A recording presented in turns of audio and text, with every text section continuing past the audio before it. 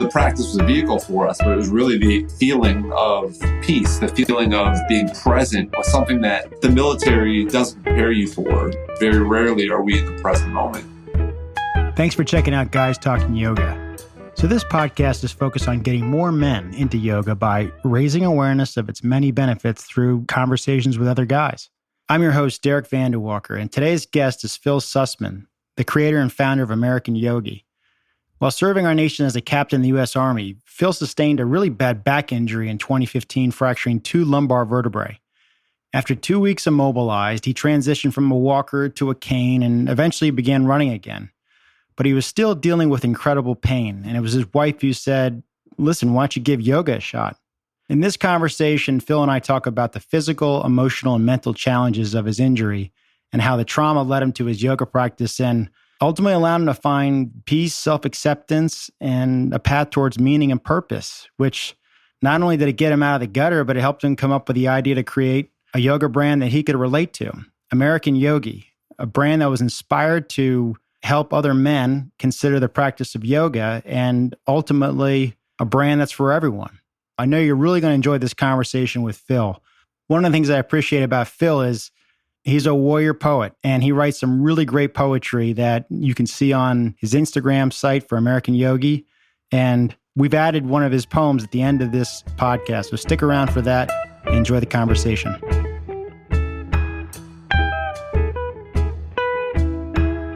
Sussman, welcome to the podcast, and thanks for joining us. Hey, Derek, thanks for having me, brother. So we're going to get into your brand, American Yogi, in a little bit.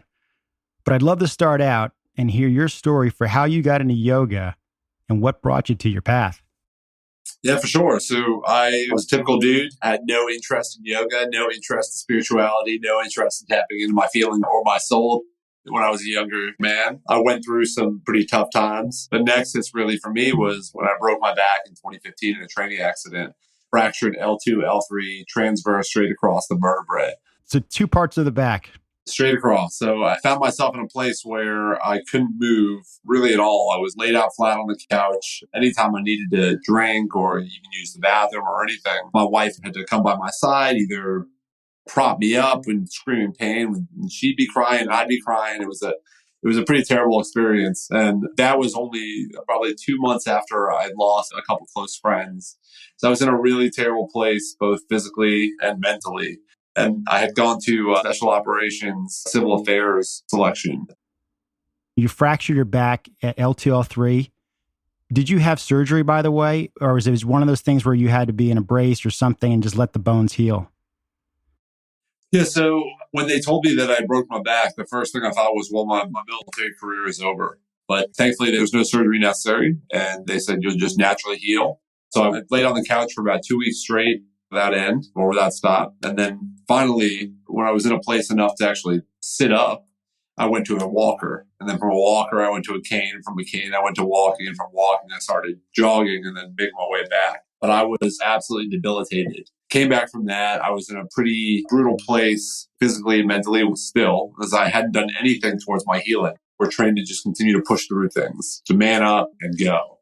So I did that for a couple months. And I came home and I was in a pretty terrible place. And go figure, my wife looks at me and she says, try yoga. And of course, my first instinct was, no, that's for chicks. That's not for me. Right. It's too, Right. I don't wear yoga tights. I don't dig crystals, all this stuff. It's not for me. A little more time went by and I quit my pain meds. I was tired of being continually doped up, trying to block the pain. And I wanted to start working through it. And I said, you know what? I'll give it a shot. So I wasn't going to go alone, though. It's my first time I went to yoga. I brought a buddy. He was a 240-pound tanker, just a big beast of a man. And we went in there on a couple of beach towels because we didn't know any better at the time. And we started practicing, and it felt so foreign to us. We felt like we stood out like sore thumbs. We felt like we didn't know what we were doing because we didn't. But there was something about it that drew us both in. We were both combat arms types, guys that live, breathe, and train for war 24 hours a day, 7 days a week for our entire career. But we got in the yoga studio and we said, oh, this is actually pretty awesome. We can actually take a breath and people aren't going to judge us for tapping in and dropping in a little bit of peace. So it became a practice where we started with 1 day, 2 days a week, became quickly a 3 to 5 day a week practice. And it's something that we became addicted to very quickly. The practice was a vehicle for us, but it was really the feeling of peace, the feeling of being present was something that the military doesn't prepare you for. We're always thinking about either the thing that's coming up in the future or the thing that we just did, but very rarely are we in the present moment. So for a couple of dudes that had spent years just training for war, training for that next thing, to be able to be present in the moment and to feel truly held by an instructor emotionally and physically, it was like nothing we'd ever felt before. We were addicted at that point. Let me ask you, because there's a couple of levels of suffering. Physically, you're in a lot of pain. It's overwhelming. And then there's the fear. I'm no longer my former self and I can't do what I used to do. And then you have the fear fast forward, which I feel like all of us do, no matter what the circumstance, right? About what does the rest of my life look like? And so at that point, here you're lying on the couch, you're in pain, you're stressed out, super anxious. Like anyone who'd probably be in that situation, you're probably pretty depressed just considering all the scenarios. What was going through your mind at that point, dealing with trying to let go of who Phil was before that moment in time?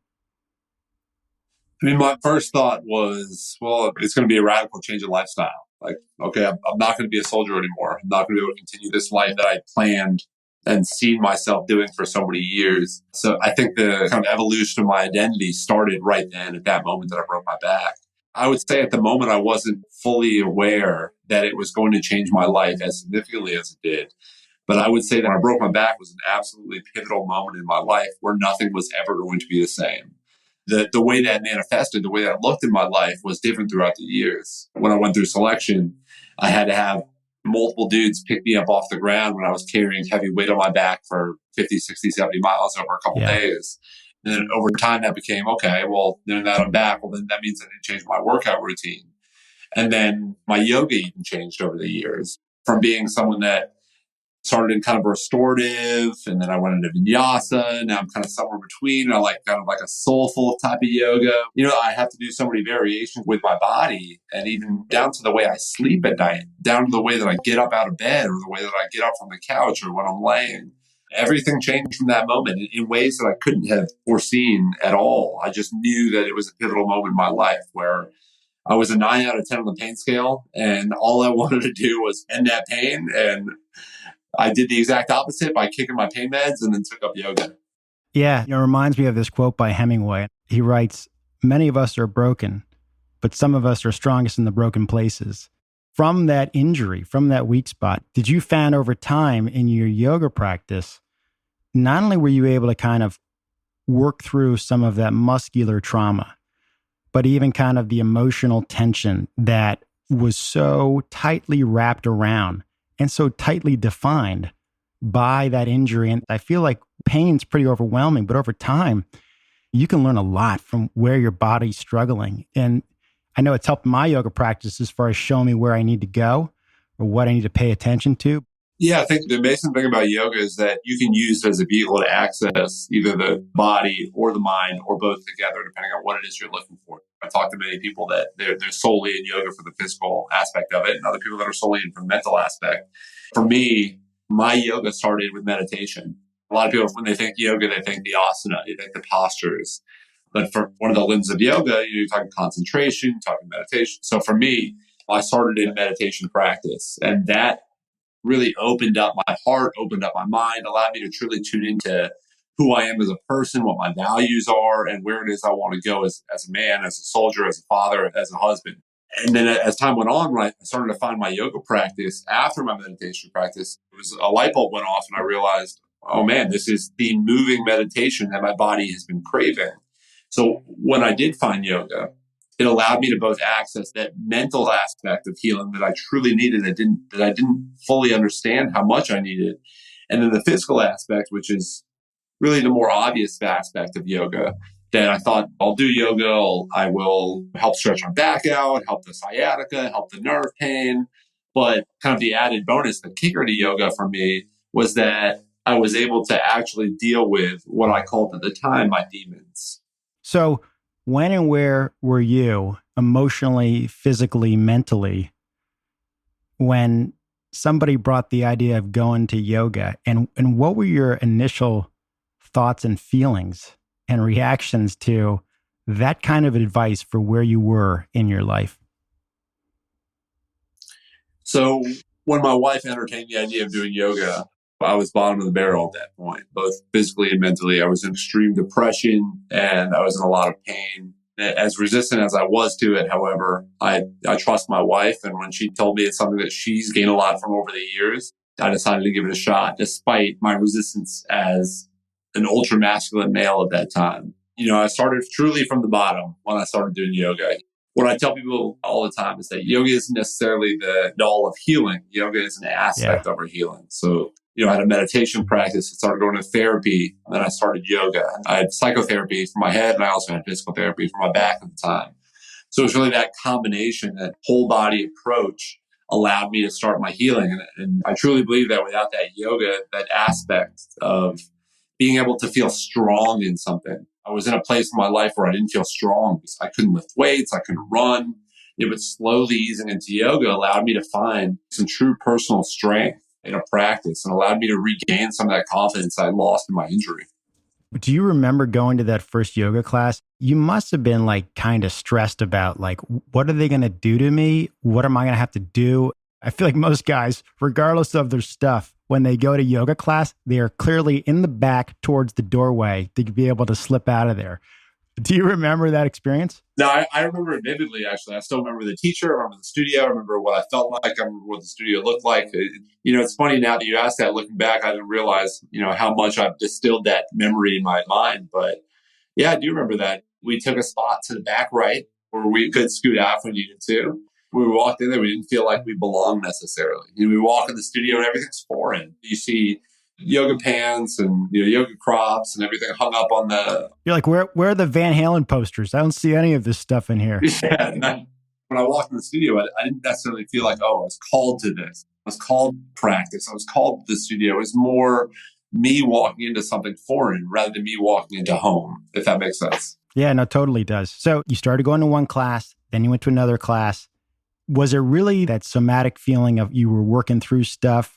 Or was it just merely the fact that you were just getting exercise? Like you just felt like you were moving in a safe way that was feeling good for your body and you couldn't explain it? I think the kind of amazing thing about it was that I think that it goes hand in hand between the body and the mind. And when I started my practice, I started out in a studio called Hot Asana in Colorado Springs. And I was lucky enough to both learn my 200-hour and practice in North Carolina as well. But when I walked in that studio, I felt like I could truly access both the physical side, which was providing me healing for my body, and a place where I felt like I was actually starting to make progress with my pain. But also at the same time, I felt like I was in a safe enough place where I could move my body in a way where I knew it wasn't going to hurt it further. And I think that's a very unique experience in yoga, to find somewhere where you have it all at once, where you can practice and grow and learn both with your teachers and with your peers. So as your practice evolved and it moved you out of pain and it moved some of the stress out of your body, did you start to fall in love with the process of slowly building on your practice? Like when I look around, I see people doing different poses, and some of those poses I can't do right now, and some of them I probably will never be doing. But there's other poses that I've been working towards or now do that I couldn't do when I was in a really bad place physically, mentally, emotionally. And sort of the chipping away at those postures and those asanas and the practice itself is super gratifying and fulfilling, and like your own little hobby that you just do on the side, and you never judge where you're at that day. You just know you're getting better at it. Yeah, I think something that it took me a while to come to terms with was how yoga was going to look for me. When I started my practice, you look to whether it's Instagram accounts or the other people in class that are doing handstands and headstands. And usually on a mountaintop, right? yeah, exactly. And I think to myself, well, that's where I want to be. That's the goal, to look really cool when I'm doing yoga.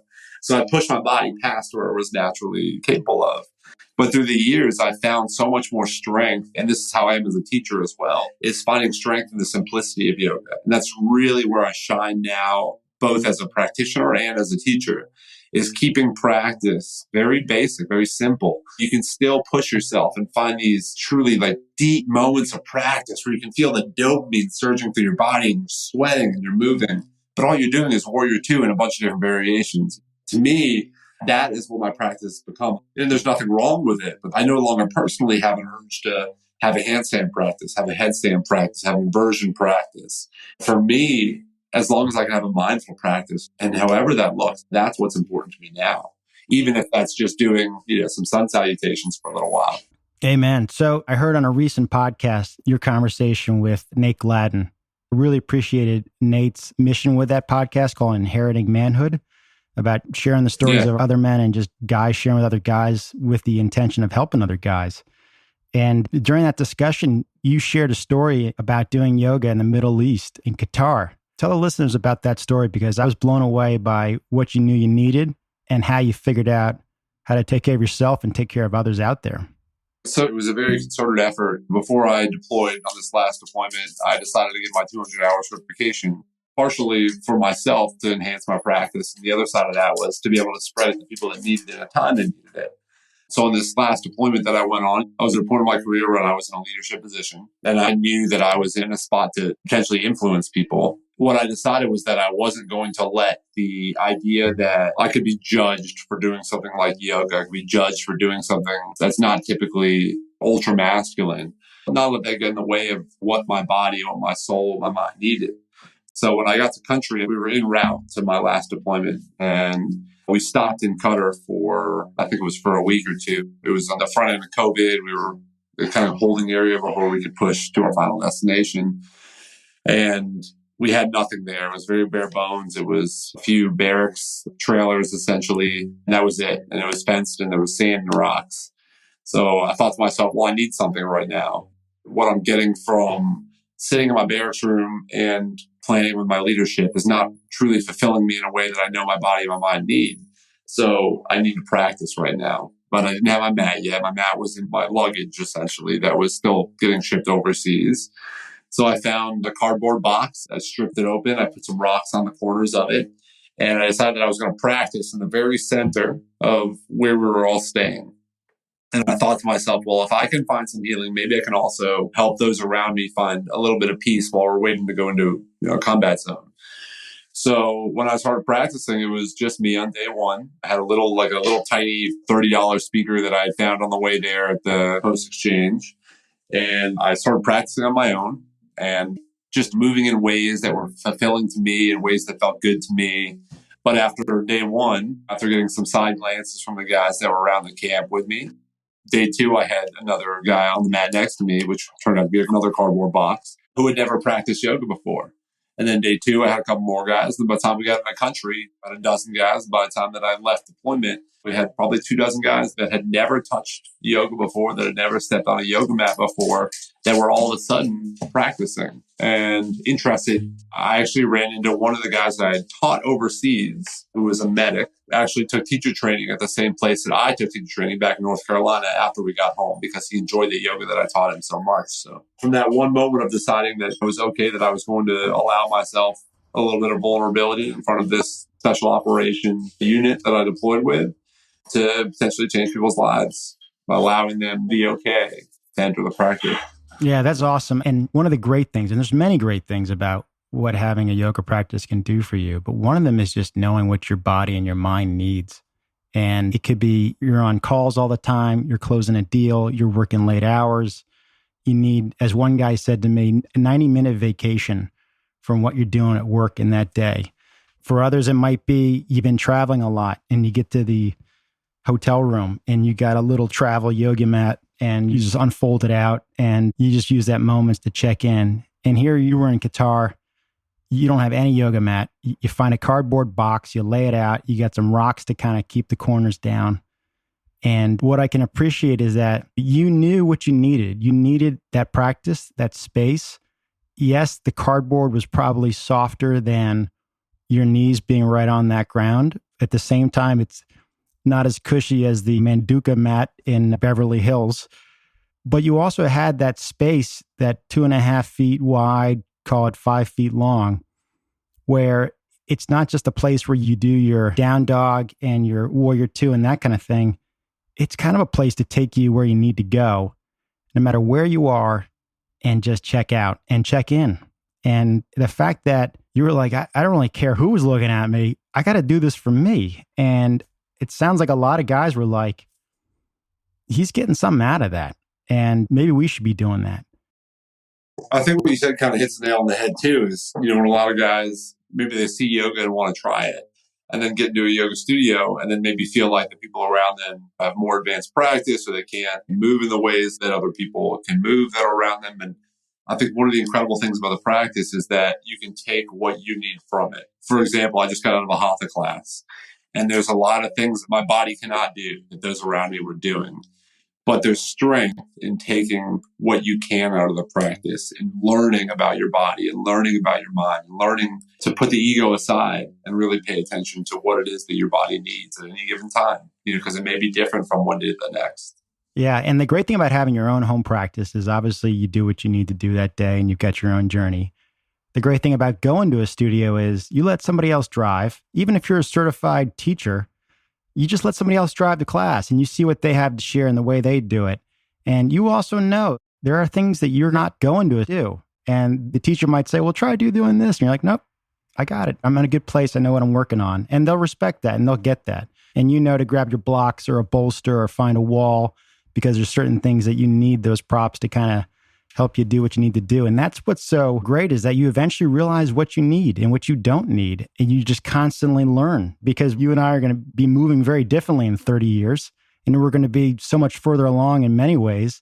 In other ways, we're going to have new physical limitations. As one guy said, the meat suit doesn't last forever. So you might as well figure out who you really are. Yeah. I think, in my opinion, the hardest part is putting your own ego aside for that.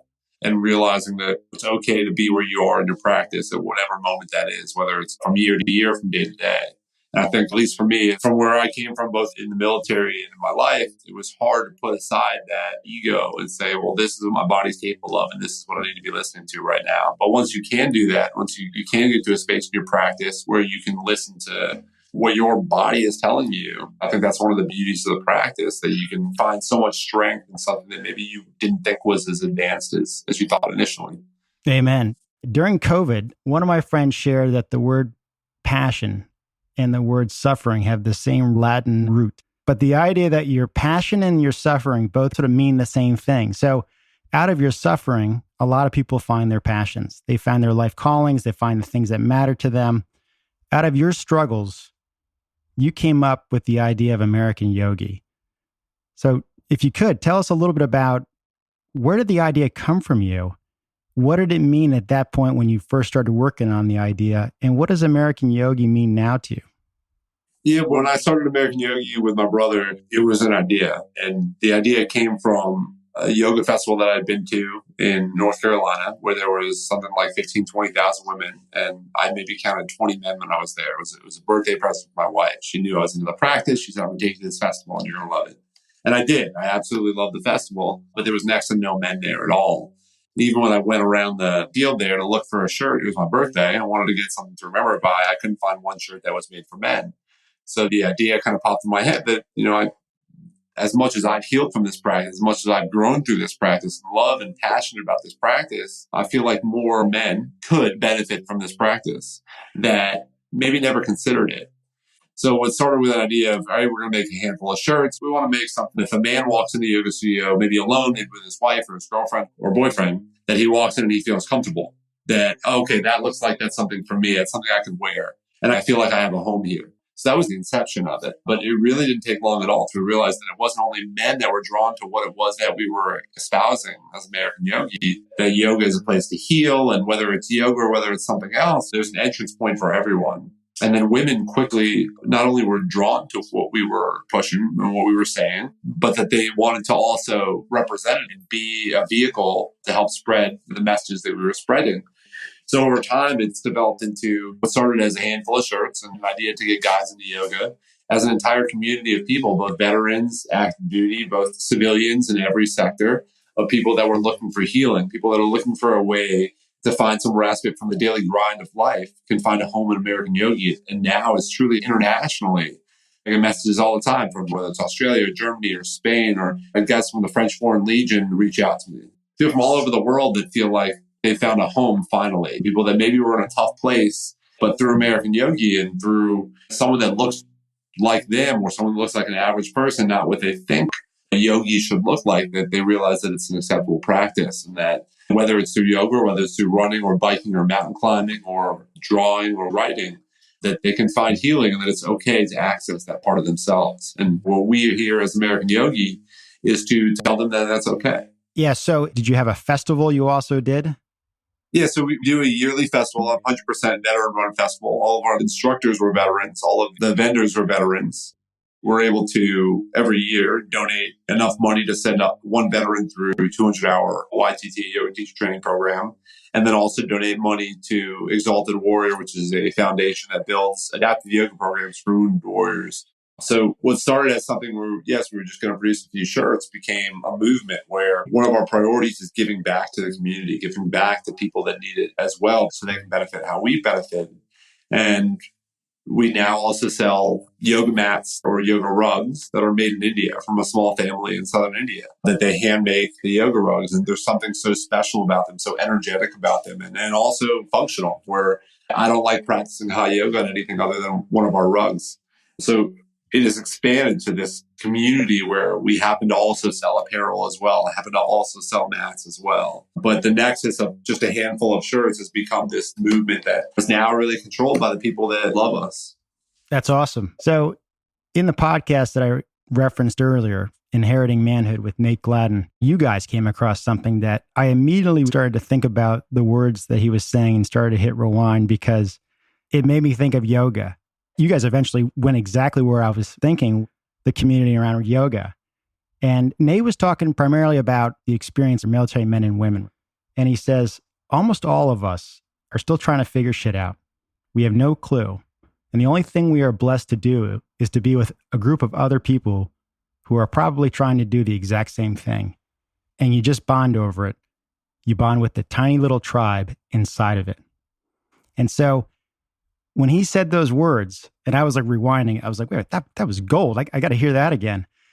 I was thinking that's what it's like in a yoga class.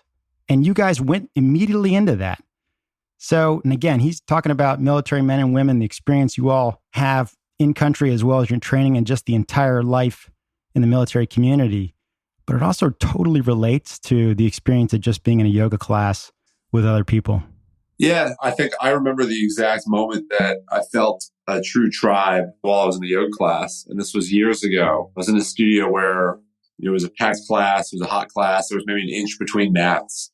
And we were doing like windshield wiper in the knees. And at one point, everyone's knees were on somebody else's knees. And we were hot, and we were sweaty, and we were all worked to hell. And I thought to myself, this feels exactly like it did at survival school. The survival school, we were the exact opposite, as far as instead of being hot, we were super cold, and we were all just bundled up on each other. Essentially, we all had our legs open, wrapped around the other person, like a big train of people just trying to get warm. And that's how it felt to me when I was in yoga class that day. And I said, wow, this is exactly like my experience in the military. And I finally found another tribe that I could connect with outside of just the experience of being in the military. And I remember for me, that's what that moment was. I work with a nonprofit called the Mosaic Foundation. And what they do is 2 times a year, they get 6 or 7 people together, and we go to a house out in Breckenridge, Colorado, and we bring people that had never touched yoga before through. There's wellness classes, there's obviously I did yoga classes, and there's also some energy healing. But the thing is, you see these people that have never had the experience of yoga, never had the experience of tribe outside of the military, all of a sudden connect with these people that accept them the way they are in the moment they're there. And then all of a sudden they realize there's this whole community outside of the military they can access now that they never thought was accessible previously. And it could change lives. Yeah, no, it's great. And I think we all need more community in one way or another. And if somebody's gotten into yoga because they had a Peloton app and they're doing it at home, it's like, hey, there's so many other places to broaden your practice. And there probably is at least 2 of them 3 blocks away. Go support those studios, go join that community, and grow your practice with others. Yeah, it's less important about how you get into it, more important about that you do find something that feels authentic to you in the practice. I really appreciate Joseph Campbell, the hero's journey, how these moments in our lives upend and change our lives, and even going through the bad stuff is not something you may not want to hit repeat on, but usually that experience ends up being a blessing. And for those who kind of keep on having faith and paying attention and growing. And there's some amazing stuff that comes out in the other end. You are a warrior poet, literally and figuratively. You've put yourself out there in your practice. You've put yourself out there in creating American Yogi, but you also have a real joy. And I don't know if you were always someone who was into poetry or whether you always had a gift for it, but clearly that's a part of you that you've integrated with your brand, American Yogi, and with the self that you share with others. But you also have a real joy and I think gift for writing poetry. And our world could use a little bit more poetry, to be honest. And I think there's a humanity and there's a universal struggle and joy that people have in life that isn't reflected digitally on social media, on Netflix, on all those popular platforms where people consume. It was something that I remember. I was in high school and I was driving to school and I saw the sunrise. I thought to myself, man, that is absolutely beautiful. I wish that I had a way that I could capture that feeling that it gave me, that beauty that I saw.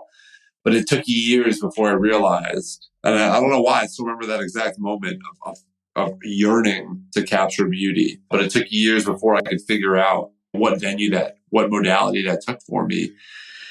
But really, it came naturally. I loved writing when I was a kid. I didn't know if I was very good at it or not. I just enjoyed to do it. But as time went on, we started American Yogi. I started to get my feelings out, my thoughts out to the world, or what part of the world that was paying attention. As time went on, I felt the urge to create poetry. That's just sort of how my thoughts came out. And what I found is that by creating these poems, these short stories, if you will, these writing that I do, it's not as explicit as saying, I was here and I did this. When I write, I'm saying, well, I'm in the world and I felt this. So it doesn't matter if someone has had the same experience as me or not. They connect with a feeling.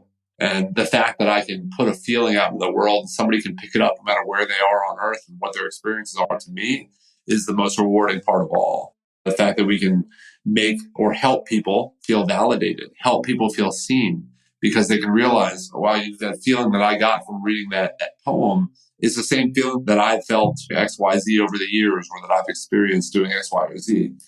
So it allows, I think, a greater sense of community rather than saying, well, I've done this thing and this was really hard. Well, you may not, or that person may not have done that thing, but they felt that feeling. And there's something very unique about poetry where I feel like it transcends experience and it's more about the feeling in the heart. And poetry seems to be like another doorway into what you found in yoga, but it's quite intertwined and connected to your yoga practice and who you are. And I know men would rather stand in line at the Department of Motor Vehicles than talk about their feelings.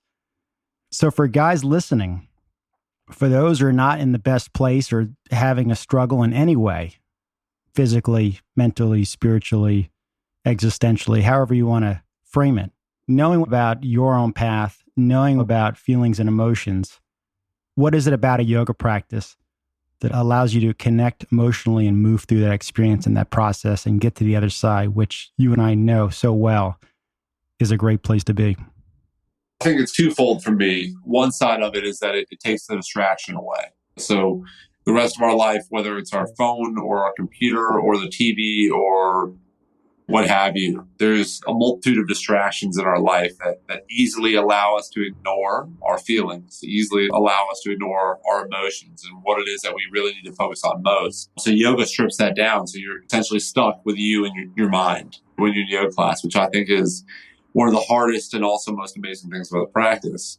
Then hand in hand with that is that the yoga studio or the practice provides a space where it's okay to be vulnerable. It's where you can feel held emotionally, where you know that you're safe. You're in a place of non-judgment. You're in a place of acceptance. You're in a place where you can come exactly as you are and be next to and tangled with all the people around you, both physically and energetically, and feel like you have a place. So you truly provide a place where you can both process without the walls of distraction and feel safe as you process. In my opinion, there's nothing more important or greater than that experience. Well, amen. Phil, it's great to finally connect. I really appreciate you getting on the podcast and sharing your thoughts and your story. I want to thank you for your service to our country. And I also want to thank you for your service in clearing a path and making yoga more accessible. I think it's awesome, and be great to keep in touch, and best of luck to you. Thank you, brother. Truly an honor to be on the podcast and to have a chat with you. And if anybody listening, if they want to reach out anytime, Live American Yogi on Instagram or AmericanYogi.com or AmericanYogi.com. We're always available. Any questions at all? So that was one of my favorite conversations thus far. I've been doing this podcast for about 6 months now, and I tell you, it's the conversations that I really enjoy. And that last one with Phil was one of my favorites. He really knows his stuff, not only about what yoga can do, but he also really connects with not just the mind and the body, but also the heart. And I think his poetry is another fascinating example of Phil putting himself out there to bring more people into the path of yoga and just connecting with yourself. Here's the poem, I Write a Letter to the Moon by Phil Sussman. So I wrote a letter to the moon. I asked to keep you safe from harm. I asked to keep your spirit warm. I spoke of love, both grand and small, still ailing post the wicked fall. I begged and pleaded for my grip to clench your soul with fingertips. I bartered, bearing empty hands to grasp a rope from this thick sand. She glowed and laughed and bathed me bright with tales of love, sweet loss and light. In pain and yearn and broken soul, she stared in silent wisdom. The timeless look upon her face sit back and made me listen. To arms, she whispered, please fight on, you've only just begun here. She held my face between her hands to kiss my brow and cleanse my fear. And in her silence, grace, and might, she spoke of love's sweet danger. No words, no breath, just shining light, a reminder of my chance here. A chance to kindle love within, a chance for true endeavor. And with a parting breath, she spoke, this heaven, this is hell here. This is the place that spirits soar, and where they dance forever. So bind your spirit, steal your soul, and you will find your answer.